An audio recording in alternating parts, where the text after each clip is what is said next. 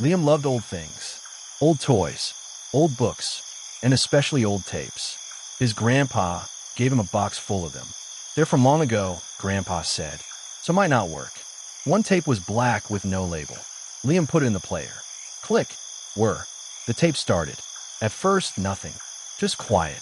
Then a soft voice. A woman singing a lullaby. Hush now, baby, close your eyes. The stars are out in the velvet skies. Liam smiled. Pretty song. Then, eerie, a scream. Loud. Sharp. Full of fear. Liam jumped. His heart pounded. He covered his ears. But the worst part wasn't the scream. It was what came after. Silence. Not normal quiet. This silence felt heavy, like a blanket. A cold, dark blanket. The tape stopped. Liam pressed stop. He took the tape out. He threw it in the trash. But that night, the silence came back. He woke up thirsty. Walked to the kitchen. The floor creaked. Creak, creak. Then nothing. No sound. Not even his feet. He turned on the tap. Water came out. But no drip. No esplas. Nothing. He tapped the sink. Talp, talp. No sound. He clapped. Nothing. He screamed, hello. No voice came out. He could feel himself screaming, but no sound left his mouth. It was like the air had swallowed his voice. Then from the hallway, a soft voice. Hush now, baby, close your eyes. Liam ran to his room, locked the door, hid under the covers. But the silence followed. It sat in the corner. It made the room feel smaller, colder. The next day, Mom called, Liam, breakfast. He ran down. Mom, he shouted. She turned. Liam, you okay? You look pale. He opened his mouth to tell her. But again, no sound. She didn't hear him. He tried to stomp, clap, bang the table. Nothing, only silence. And in the living room, the TV played, but no sound came out. Mom didn't notice. She just smiled and ate. Liam realized the silence was spreading. It wasn't just in his room. It was in the house, in the air, and it was hungry. That night, he found a black tape in his backpack. He didn't remember putting it there. He threw it in the fire. The tape melted. But the silence didn't leave. It grew. It followed him to school. Kids laughed, but Liam heard nothing. Teachers talked, but their mouths moved in silence. He felt alone, trapped. One night, he sat in his room. The silence was thick like water. Then a whisper from the closet. Don't be scared, little one. I just want to play.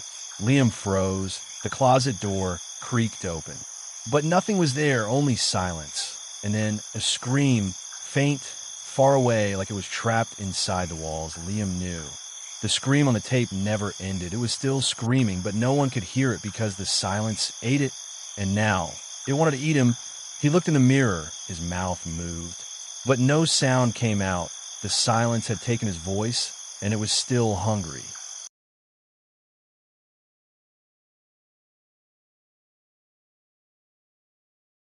Mia moved into an old house. It had dusty curtains, creaky stairs, and a locked attic.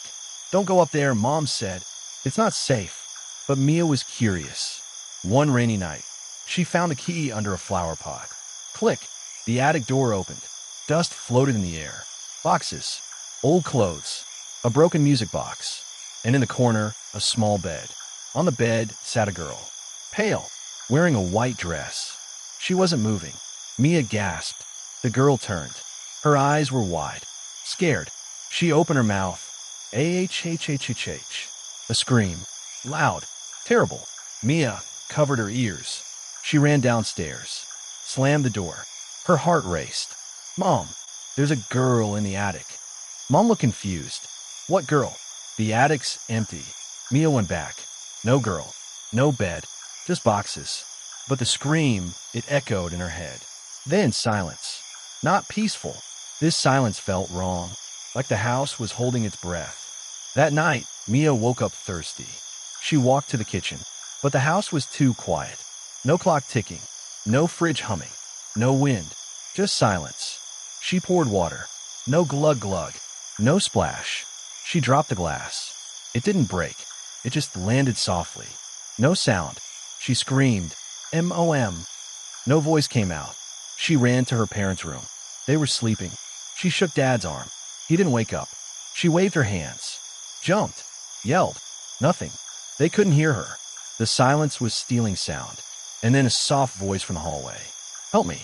It was the girl. Mia followed the voice to the attic. The door was open. Inside, the girl sat on the bed again. This time, she didn't scream. She just pointed at her mouth. Then, she opened it. No sound came out. She tried to scream, but nothing. Mia understood. The girl had screamed so hard for so long that the silence came. And it took her voice. Now it wanted Mia's. The girl reached out. Mia backed away, but the silence followed her.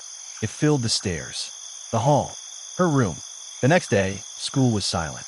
No laughter, no bells, no teacher's voice. Only Mia could see the silence. It looked like a gray fog crawling behind people. It was growing. At night, Mia heard tapping. Talp, talp, talp, from the attic. She looked up. The ceiling cracked. A pale hand reached through. Then another. The girl was coming down. Mia screamed, but no sound came. The silence had taken her voice too. The last thing Mia saw was the girl smiling, and the silence spreading through the house. Like a shadow, like a breath, like a scream that never ends.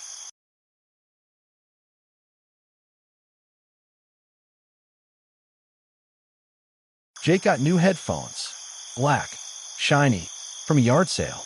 Only one rule, the old man said. Never listen after midnight. Jake laughed. What? The last owner screamed, then stopped. Jake forgot the warning. At 12:03 a.m., he put them on. Press play. Music came. Loud. Cool. Then a voice. Can you hear me? Jake jumped. Who's there? I've been waiting. Then scream. So loud, Jake fell off his bed. He ripped off the headphones. Silence. But not normal silence. It felt sticky, cold, like the air was thick. He turned on the lamp. No click. He called for his dog, Buddy. No bark. He ran to Buddy's bed. Buddy was there, but he didn't move. Didn't look up. Jake snapped his fingers. Nothing. The silence was back, and stronger. He tried the TV. The screen worked, but no sound. He called his mom. Her phone rang, but no ringtone. She looked at it, but didn't answer. She couldn't hear it. Jake realized the silence was real, and it was in his house. Then, the headphones turned on by themselves. On the floor, they played. You can't take them off now. Jake kicked them, threw them in the trash. But the next morning, they were back on his desk. I'm still here. The silence grew. It followed Jake to school. Kids talked, but he heard nothing. The teacher wrote on the board, but no voice. Jake felt alone. He tried to scream in class. His mouth opened, but only silence came out. At night, he hid under the covers. Then a whisper in his ear. Put them on. The headphones floated in the air. They flew toward his head. Click. Music played. Then the scream. Then silence. But this time, the silence was inside his head. He couldn't hear his heartbeat, his breath. Nothing. The world was gone. And the voice said, now you're mine.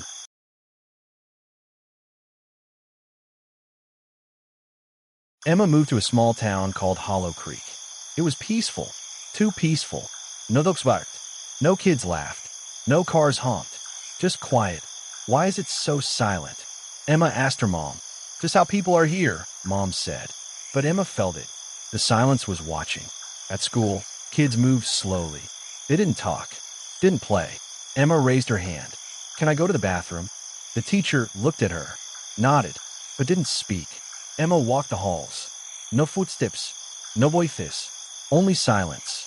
That night, she heard a scream from outside. She looked out the window.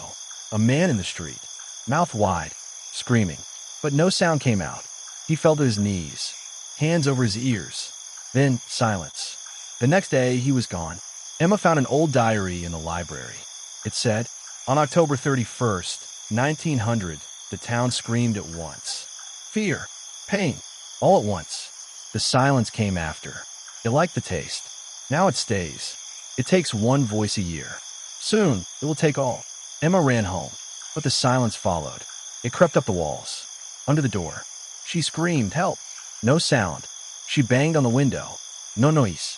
The silence filled the room. She saw shadows moving. Not people, just silence, shaping itself, like a person. Tall, thin, made of dark air. It pointed at her. She backed away. Her phone rang. She answered, "Emma." No voice. On the other end, Mom's voice. "Emma, I can't hear you." The silence had taken her voice. The shadow stepped closer. Emma closed her eyes. She thought of laughter, music, zen, but the silence swallowed every sound. And the last thing she heard, not a scream, but the silence whispering, "Shoo, it's time to be quiet."